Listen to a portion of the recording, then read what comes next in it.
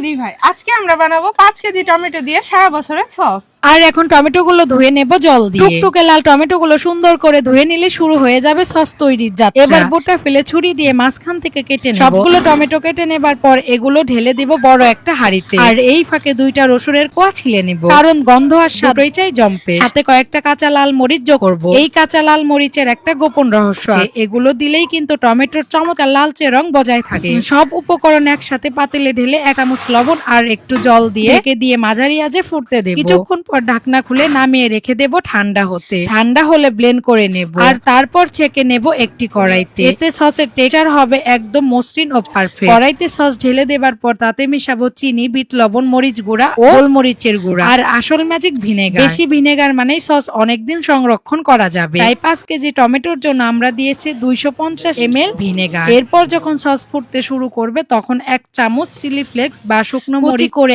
আরো একটু ঝাঁজ বাড়িয়ে দেব। আর যখন দেখবো সসটা সুন্দর ঘন হয়ে এসেছে তখনই নামিয়ে ফেলবো। তাই এই মৌসুমে যখন টমেটোর দাম কম তখন সস বানিয়ে সংরক্ষণ করাটা দারুণ লাভজনক।